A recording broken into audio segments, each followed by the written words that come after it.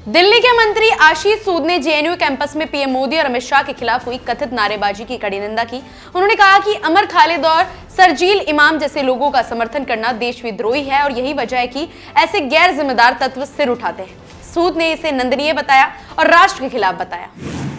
दिल्ली में बीजेपी नेताओं ने आप संयोजक अरविंद केजरीवाल के खिलाफ प्रदर्शन किया। उनके आरोप है कि केजरीवाल ने सरकारी स्कूल शिक्षकों को आवारा कुत्तों की गिनती में लगाने पर गलत और भ्रामक बयान दिए। बीजेपी ने इसे जनता को गुमराह करने वाला बताया।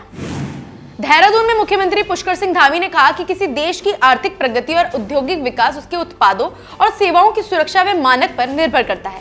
उन्होंने कहा कि आईएसआई मार्क देकर नागरिकों को भरोसा होता है कि उत्पाद गुणवत्ता और सुरक्षा मानकों पर खरा उतरा है। धामी ने इसे देश की वैश्विक प्रतिष्ठा से भी जोड़ा। गोवा के मुख्यमंत्री डॉक्टर प्रमोद सावंत ने पंजीम वेटरनरी कॉलेज की समीक्षा बैठक की। बैठक में जून तक कैंपस पूरा करने, उपकरण खरीद, वेटरनरी अस्पताल स्थापना और स्टाफ पदों पर चर्चा हुई। साथ ही प्रस्तावित फिशरीज कॉलेज से जुड़े भूमि, परिवहन, संबद्धता और कार्मिक मुद्दों पर भी विचार किया गया।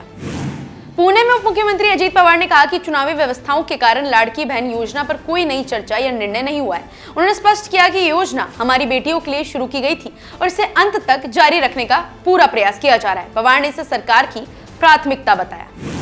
लखनऊ में मुख्यमंत्री योगी आदित्यनाथ ने कहा कि प्रधानमंत्री ने ग्रामीण विकास के लिए महत्वपूर्ण कदम उठाए हैं और विकसित भारत रोजगार व आजीविका गारंटी मिशन ग्रामीण 2025 पारित हुआ है। उन्होंने आरोप लगाया कि इंडी गठबंधन इस कानून पर सवाल उठा रहा है, जबकि ये किसानों, मजदूरों और गांवों के हित में है। योगी ने कहा कि एनडीए के प्रयासों का समर्थन करने के बजाय विपक्ष भ्रष्टाचार को बढ़ावा दे रहा है।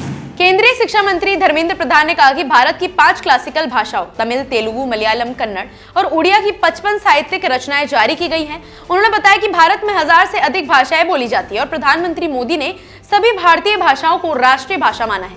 प्रधान ने कहा कि विकसित भारत 2047 के लक्ष्य में भाषाओं की भूमिका बढ़ाने के लिए भारतीय भाषा समिति का गठन किया गया है। 79वें BIS स्थापना दिवस पर केंद्रीय मंत्री BL वर्मा ने कहा कि भारत दुनिया के सबसे बड़े उपभोक्ता बाजारों में से एक है और वैश्विक स्तर पर मानकों की स्वीकार्यता बढ़ रही है। उन्होंने उपभोक्ता विश्वास को साझा जिम्मेदारी बताया और कहा कि हॉलमार्किंग सुधारों से जागरूकता और बदलाव गांवों व छोटे कस्बों तक पहुंचा है। वर्मा ने इसे देश की प्रगति के लिए अहम बताया। बेंगलुरु में कर्नाटक के उप मुख्यमंत्री DK शिवकुमार ने सोनिया गांधी के शीघ्र स्वास्थ्य लाभ की कामना की। उन्होंने कहा कि पार्टी की सभी प्रार्थनाएं उनके साथ हैं और वह लंबे समय तक स्वस्थ जीवन जीकर कांग्रेस का मार्गदर्शन करेगी। शिवकुमार ने कहा कि सोनिया गांधी ने हर संकट में पार्टी का साथ दिया है। गंगा सागर में पश्चिम बंगाल की मुख्यमंत्री ममता बनर्जी ने कहा कि उन्हें उम्मीद है कि सब कुछ ठीक रहेगा और कल आउटराम घाट में कार्यक्रम होगा, सभी लोग स्वस्थ रहे। उन्होंने एसआईआर मुद्दे पर चुनाव आयोग पर सवाल उठाते हुए कहा कि जो लोग जीवित हैं उन्हें मृत दिखाया जा रहा है। ममता बनर्जी ने आरोप लगाया कि चुनाव आयोग गलत तरीके से काम कर रहा है। केंद्रीय मंत्री पीयूष गोयल ने प्रेस कॉन्फ्रेंस में कहा कि मद्रास हाईकोर्ट ने तिरुपरनकुंद्रम पहाड़ी स्थित प्राचीन मंदिर में दीपथून पर दीप जलाने की अनुमति देकर श्रद्धालुओं को न्याय दिया है। उन्होंने बताया कि यहाँ सदियों से भगवान कार्तिकेय के सम्मान में दीप जलाए जाते हैं। गोयल ने विपक्ष पर सनातन धर्म का अपमान करने का आरोप भी लगाया।